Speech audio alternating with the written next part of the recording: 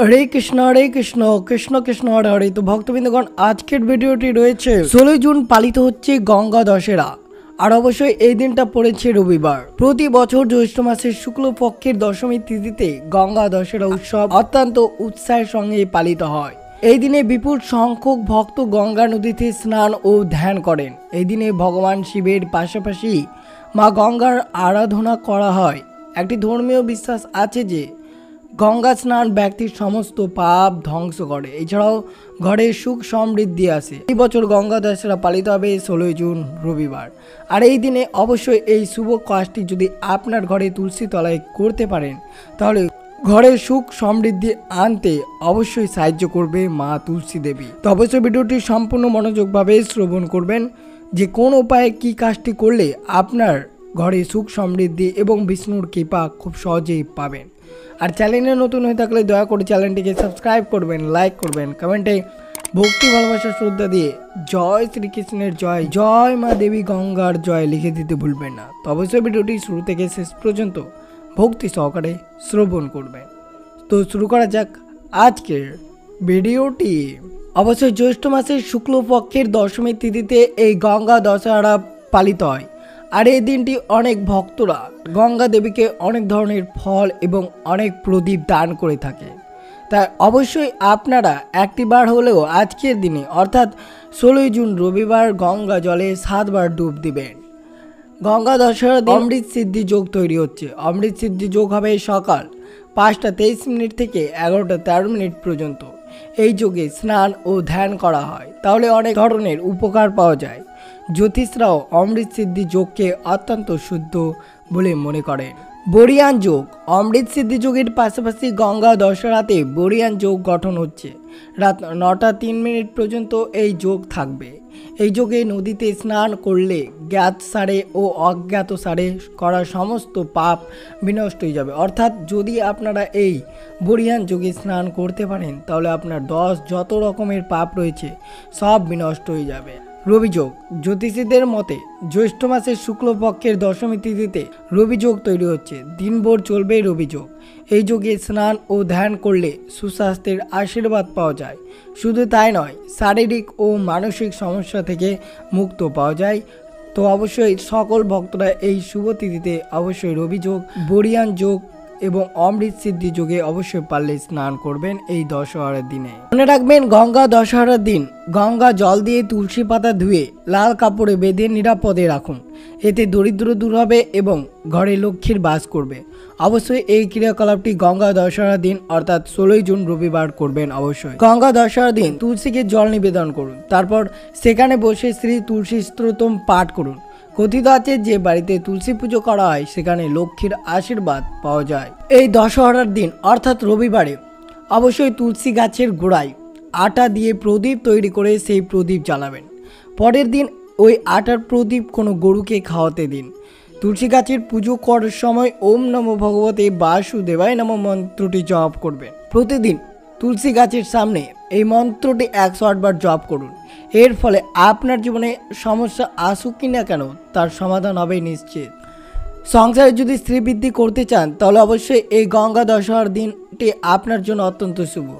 এই দিন অবশ্যই আটা দিয়ে তৈরি করা একটি ঘিয়ের প্রদীপ ঢেলে সেই প্রদীপ সন্ধেবেলা তুলসী গাছের গোড়ায় জ্বালিয়ে দিন। এর মধ্যে 1 চিমটে হলুদ দিয়ে তুলসী গাছের গোড়ায় রেখে দিন। মনে রাখবেন, এই প্রদীপ যেন উত্তর দিকে মুখ করে জ্বালানো হয়। এই দিনে অতি অবশ্যই গঙ্গা স্নান করতে হবে। 10টি ফুল 10 রকমের ফল সহযোগে গঙ্গা পুজো করতে হবে। 10টি প্রদীপ গঙ্গা দেবীর সামনেই জ্বালাতে হবে।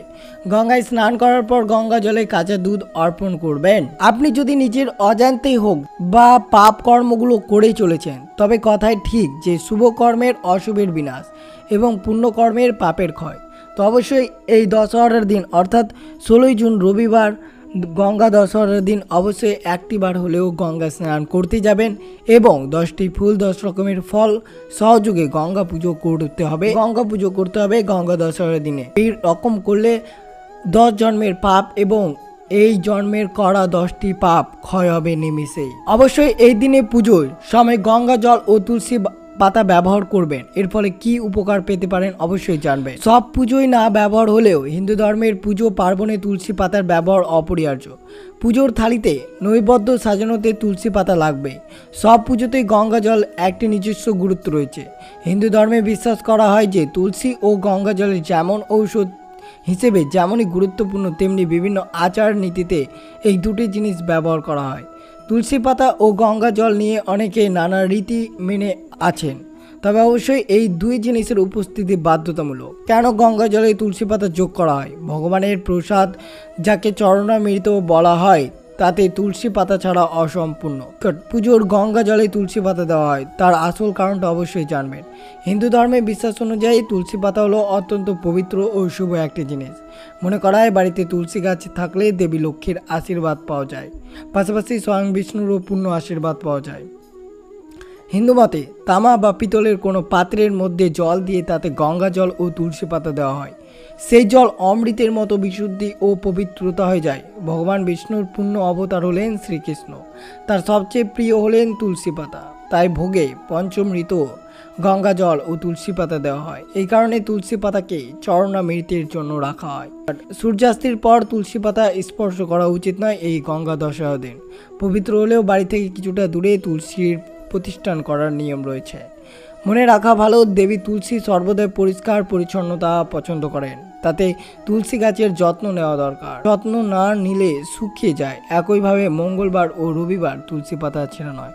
আর এই দশরা দিন পড়েছে রবিবার, তো ভুলেও তুলসী পাতা এই দিনে ছিঁড়বেন না। হিন্দু ধর্মে তুলসীকে মায়ের সব মর্যাদা দেওয়া হয়। সনাতন ধর্মে তুলসীর মহিমা অপরিসীমা। পুজোর থালা প্রসাদ তুলসী পাতাকে স্থান দেওয়া হয়েছে বলে মনে করা হয়। অবশ্যই এই দিনে তুলসী পাতা এবং গঙ্গা জল মিশ্রিত জলটি আপনারা ভগবান বিষ্ণুর পায়ের চরণে অর্পণ করবেন এবং তার সাথে বাড়ির সমস্ত পরিবারের গায়ে অর্পণ করবেন এবং বাড়ির কোনায় কোনায় যেখানে সূর্যের আলো পৌঁছাতে পারে না সেই জায়গাটিতে অবশ্যই ছিটিয়ে দেবেন এই তুলসী পাতা এবং গঙ্গা জল মিশ্রিত করে। এর ফলে আপনার বাড়ি থেকে নেতিবাচক দূর হবে এবং ইতিবাচকের আগমন ঘটবে এবং সংসারে সুখ সমৃদ্ধি বর্ষিত থাকবে আপনার পরিবারে। কয়েকটি বিষয় মনে রাখবেন। রবিবার কিন্তু তুলসী গাছে জল দেবেন না। অবশ্যই মনে রাখবেন এই গঙ্গা দশহরা রবিবার পড়েছে, আর এই রবিবার তিথিতে আপনারা তুলসী গাছে জল দেবেন না। অবশ্যই সকল ভক্তরা রোজ সকালে স্নান সেরে তুলসী গাছে জল দিতে হয়, কিন্তু রবিবার ও একাদশীগুলিতে ভুলেও তুলসী গাছে জল দেওয়া যাবে না। কারণ মনে করা হয় প্রতি রবিবার তুলসী মা তার স্বামী নারায়ণের জন্য নির্জল উপবাস রাখেন, তাই এই দিনে তুলসী গাছে জল দিলে তার উপবাস ভঙ্গ হয়ে যাবে। মনে করা হয় রবিবার তুলসী গাছে জল দিলে বাড়িতে নেগেটিভ এনার্জি ছড়িয়ে পড়ে। একাদশী তিথিতে তুলসী গাছে জল দিতে নেই। এই দিনে তুলসী গাছে পাতা ছিঁড়তেও বারণ করা হয়, কারণ মনে করা হয় একাদশীতেও তুলসী নারায়ণের জন্য উপবাস রাখেন। এই দিনে তুলসী গাছে জল দিলে তার উপবাস ভঙ্গ হয়ে যাবে। সেই কারণে একাদশীতে তুলসী গাছে এবং রবিবারে তুলসী গাছে জল দিতে বারণ করা রয়েছে শাস্ত্রে। গঙ্গা দশহরা উৎসবটি দেবী গঙ্গাকে উৎসর্গ করা হয় এবং বিশ্বাস করা হয় যে এই দিনে গঙ্গা পৃথিবীতে অবতরণ করেছিলেন। তিনি ভগীরথের পূর্বপুরুষদের অভিশপ্ত আত্মাদের মুক্ত করার জন্য তার ক্রিয়াকলাপটি সম্পন্ন করতে নেমেছিলেন। প্রথা অনুসারে পৃথিবীতে আসার আগে দেবী গঙ্গা ভগবান ব্রহ্মার কমণ্ডলে বাস করেছিলেন। গঙ্গা যখন পৃথিবীতে অবতরণ করেন, তিনি তখন স্বর্গের পবিত্রতা পৃথিবীতে নিয়ে আসেন। ভগীরথের মহান তপস্যার কারণে গঙ্গা নদী মানবতার জন্য একটি উপহার, যার পরে তিনি ভগীরথী নামে পরিচিত। ভগীরথ ছিলেন সাগর রাজবংশের বংশধর। তিনি গঙ্গা নদীর জন্য প্রার্থনা করেছিলেন যাতে পৃথিবীতে নেমে আসে এবং প্রাণ দেয়। যাই হোক, এটি একটি ধ্বংসাত্মক শক্তি হতে পরিণত, তাই ভগবান ব্রহ্মা শিবকে তালা ধরে রাখতে বলেন। ফলস্বরূপ গঙ্গা শক্তি হারিয়ে একটি শান্ত জীবন জীবিত নদী হয়ে ওঠে। গঙ্গা শুধুমাত্র পবিত্রই নদী হয়। ভারতের প্রাণকেন্দ্রে সৌভাগ্যের জন্য ভক্তরা এই নদীর পুজো করে। গঙ্গা দশহরার দিন শান্তি ও মঙ্গল আনয়নের জন্য প্রবাহিত নদীতে হাজার হাজার প্রদীপ জ্বালানো হয়। হরিদ্রার প্রয়োগ এবং বারাণসী হল ভারতের গঙ্গা দশহরার সবচেয়ে জনপ্রিয় উদযাপন স্থান। এটি তুষারে ঢাকা হিমালয় গঙ্গোত্রী থেকে উৎপন্ন হয়, উত্তরপ্রদেশ বিহার উত্তপ্ত সমভূমিতে প্রবাহিত হয় এবং বঙ্গোপসাগরে মিলিত হয়। এলাহাবাদে গঙ্গা নদী সরস্বতী ও যমুনা নদীর সাথে মিলিত হয়েছে।